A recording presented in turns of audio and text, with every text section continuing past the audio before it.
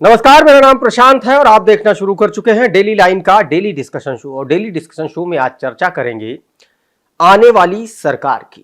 NDA की सरकार बन रही है, दावा पेश किया जाएगा सरकार बनाने का एनडीए की तरफ से और प्रधानमंत्री नरेंद्र मोदी एक बार फिर से तीसरी बार हैट्रिक लगाएंगे और इसी के साथ वो पंडित जवाहरलाल नेहरू की बराबरी भी कर लेंगे, लगातार 3 बार प्रधानमंत्री रहने के रिकॉर्ड वाली।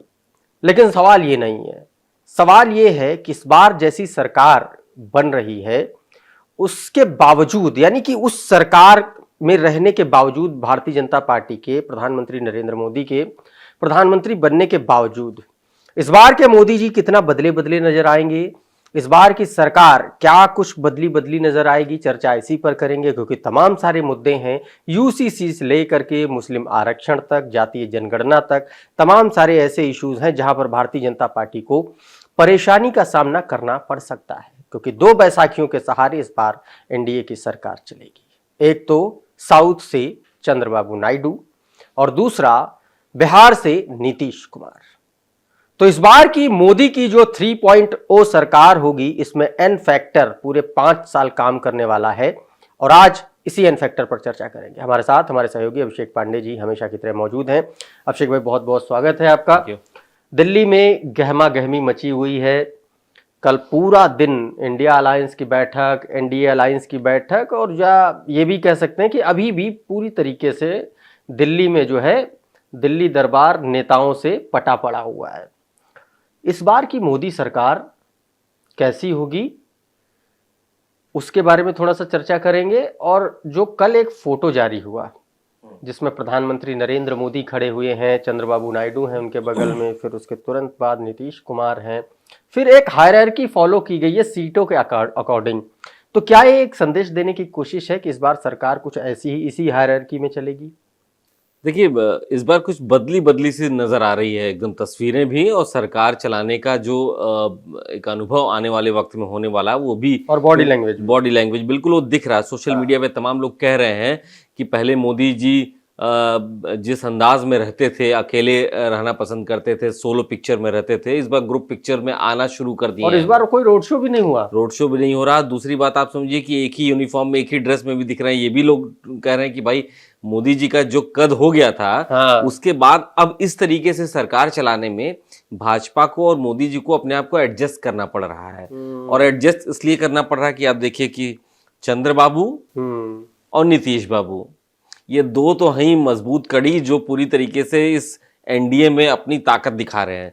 दूसरी तरफ चिराग पासवान, उनकी पार्टी है, शिंदे हैं, यानी सब कोई अपने अपने मांग पत्र लेकर के खड़ा है कि अब जैसे बैठक होगी उसके बाद अपनी डिमांड्स हम सौंप देंगे। कुछ लोग, सूत्रों के हवाले से खबरें आ रही कि मंत्रालयों की भी तैयारियां हो गई हैं। हाँ, मतलब टीवी पे तो चल ही रहा है, एकदम चल रहा है। चंद्रबाबू नायडू कह रहे हैं कि हमको वित्त मंत्रालय का भी स्वतंत्र प्रभार चाहिए, विमानन चाहिए, पोर्ट और बंदरगाह भी चाहिए, 4 मंत्रालय मांग रहे, करे और डिप्टी स्पीकर का भी पद मांग रहे हैं। तो मतलब इस तरीके की खबरें चल रही हैं। स्पीकर नहीं देते हैं तो एनडीए का संयोजक बनाइए। तो और नीतीश कुमार रेलवे, इसके अलावा और बड़े बड़े मंत्रालयों की बात कर रहे हैं। वो बड़ा मामला फंसा हुआ है। उधर हनुमान जी रेलवे मांग रहे हैं मोदी जी के। चिराग पासवान की बात मैं कर रहा हूँ। आप देखिए, बिहार से दबाव बहुत है रेलवे के लिए। खैर, दबाव इसलिए भी है, ये 2014 और 2019 में देखिए, 19 में भी एनडीए में नीतीश कुमार की पार्टी शामिल थी। लेकिन आप सोचिए, उस समय वो सरकार में शामिल नहीं हुए। 4 बजे जब शपथ ग्रहण से पहले उन्होंने मना कर दिया कि हम सरकार में शामिल नहीं होंगे, बाहर से समर्थन देंगे, क्योंकि आप मांगने की क्षमता ही नहीं थी। भाजपा स्वयं अकेले दम पे, उनके पास इतने नंबर थे और इस बार वो नंबर कम है, तो इस बार वो सबकी बात सुननी पड़ रही है उनको। पिछली बार भाजपा बता रही थी सबको कि क्या करना है, इस बार सुनना पड़ रहा है। बस ये अंतर आ गया, सुनना इसलिए पड़ रहा है, नंबर 240। एक सवाल ये है अभिषेक जी, लगभग 1.5 महीने का चुनाव प्रचार और उस चुनाव प्रचार से पहले का 1 महीना रख लीजिए, तो एक शोर लगातार गूंज रहा था हिंदुस्तान में यूसीसी को लेकर के और जातीय जनगणना को लेकर के। जिस तरीके से बिहार में जातीय जनगणना हुई और जिस तरीके से उससे पहले के 5 राज्यों का विधानसभा चुनाव कांग्रेस ने भी उसी मुद्दे पर लड़ा, कमोवेश हर रैली में, हर भाषण में ये जिक्र होता था। और लोकसभा के चुनाव में भी हालांकि उसके जिक्र की इंटेंसिटी थोड़ा सा कम हुई, लेकिन उसका जिक्र गाहे बगाहे होता रहा। मुस्लिम आरक्षण का जिक्र अक्सर प्रधानमंत्री नरेंद्र मोदी की रैलियों में रहा, उसका विरोध, कांग्रेस को घेरे में लेना, कर्नाटक की सरकार को उस पर कोसना।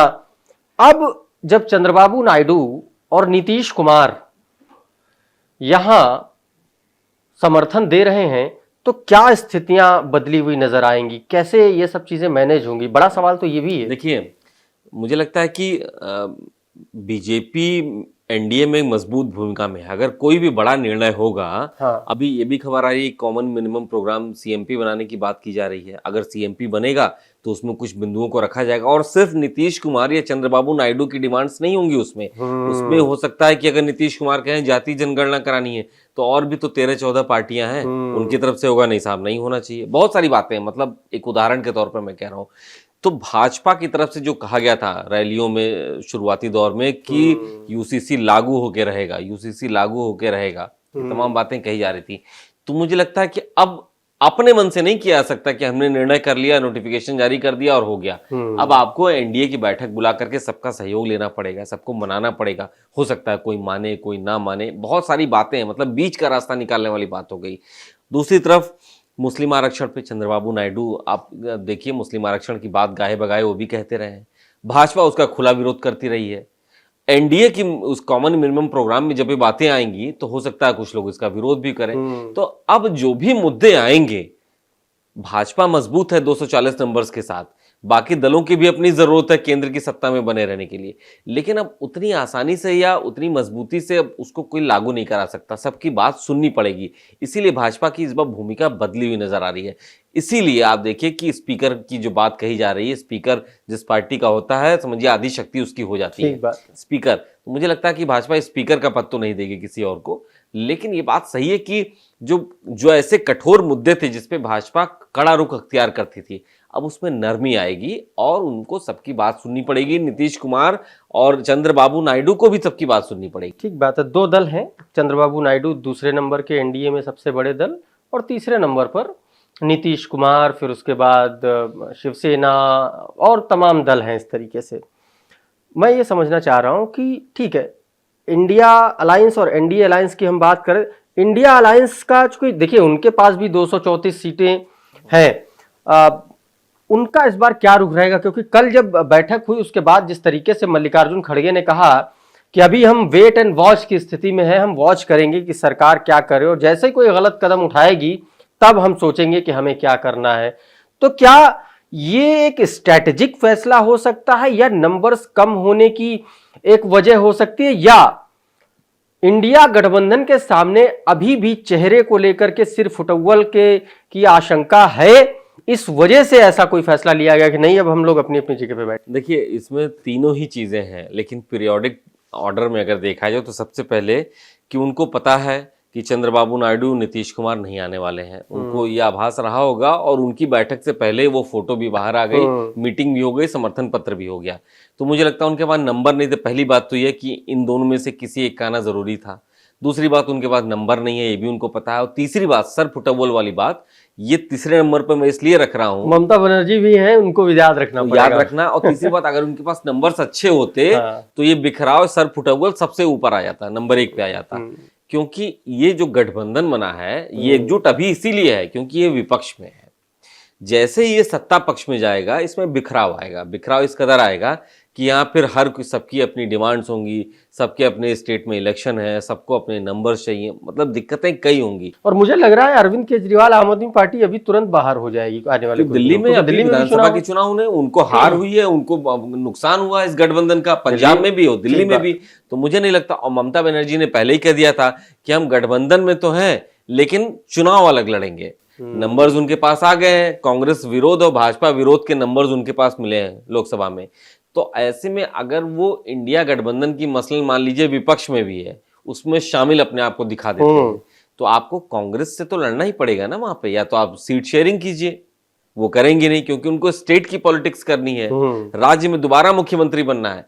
तो मुझे लगता है कि अभी अनस्टेबिलिटी इंडिया अलायंस में है और इसीलिए प्रयास भी नहीं किया गया। वो इस बात से खुश हैं कि हमारे पास नंबर्स अच्छे हैं, और मुझे लगता है बहुत सारे लोगों ने ये भी कहा वो इस बात से खुश हैं कि बीजेपी कमजोर हुई है, एब्सोल्यूट मेजॉरिटी में नहीं है। ज्यादातर दल इस बात से खुश हैं कि भाजपा जब एब्सोल्यूट मेजॉरिटी में नहीं है तो बहुत सारे ऐसे निर्णय जिससे उनको तकलीफ होती थी, बहुत सारे ऐसे फैसले जिससे अपोजिशन को तकलीफ होती थी, अब शायद वो नहीं होंगे। ईडी सीबीआई जितना फ्रीली घूम रही थी, अब शायद उतना फ्रीली ना घूमे। एक उत्तर प्रदेश को लेकर के सवाल, क्योंकि बहुत बड़ा झटका उत्तर प्रदेश से भारतीय जनता पार्टी को लगा है और बहुत बड़ा गेन उत्तर प्रदेश से ही इंडिया अलायंस को हुआ है। इंडिया अलायंस के सबसे बड़ा, अगर सबसे बड़े अलायंस की बात कर लें सीटों के लिहाज से, तो वो इस समय यूपी का है। इस बार सरकार जब बनेगी, जब मोदी जी शपथ लेंगे तीसरी बार, यूपी की क्या भूमिका होगी? देखिए, उत्तर प्रदेश से नंबर भी कम हुए हैं, 12 मंत्री हुआ करते थे। इसमें अगर राजनाथ सिंह को आप छोड़ दिए, प्रधानमंत्री नरेंद्र मोदी को छोड़ दीजिए, तो मैक्सिमम मंत्रियों की हार हुई है, इसमें कोई बचा नहीं है। तो संख्या भी कम हुई है। तो मुझे लगता है कि उत्तर प्रदेश का प्रतिनिधित्व होगा, कुछ दलित चेहरों को लाया जाएगा, दलित बिल्कुल इसमें कोशिश की जाएगी, ब्राह्मण चेहरों को भी रखा जाएगा। इसमें डॉक्टर दिनेश शर्मा राज्यसभा से हैं, हो सकता है जितेंद्र प्रसाद को मौका दिया जाए, कुछ चेहरे ऐसे। तो बदली हुई भूमिका नजर आएगी।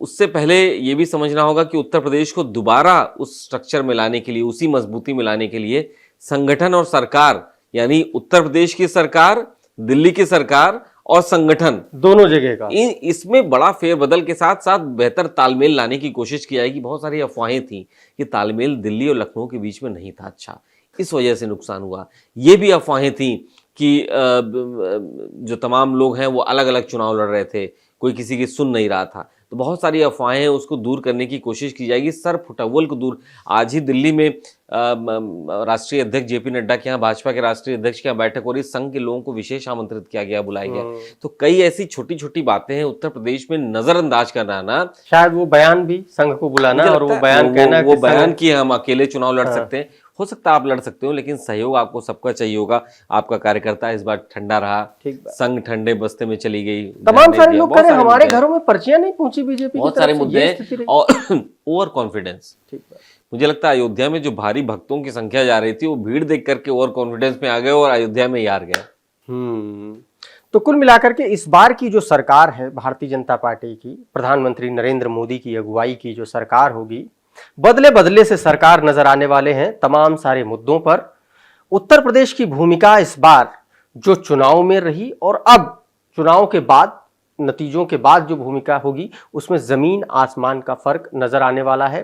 काम करने की जरूरत है।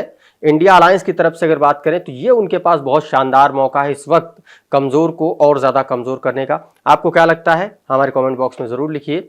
हमारा ये वीडियो, हमारा एनालिसिस अगर आपको अच्छा लगा, पसंद आया, तो इसको लाइक करिए, इसको शेयर करिए, दूसरों को भी भेजिए। और अगर आप हमारे चैनल पर पहली बार आए हैं, नए हैं हमारे चैनल पर, तो इसी तरीके के तमाम वीडियोस को देखने के लिए, एनालिसिस को देखने के लिए, समझने के लिए हमारे इस चैनल को सब्सक्राइब कर लीजिए, बेल आइकन दबा लीजिए, ताकि सबसे पहले आप तक हमारे वीडियोस पहुंचे। और अगर ये वीडियो आप हमारे फेसबुक पेज या किसी अन्य डिजिटल प्लेटफॉर्म पर देख रहे हैं, तो वहां पर हमको फॉलो कर लें। हमारे इस प्लेटफॉर्म का नाम है डेली लाइन।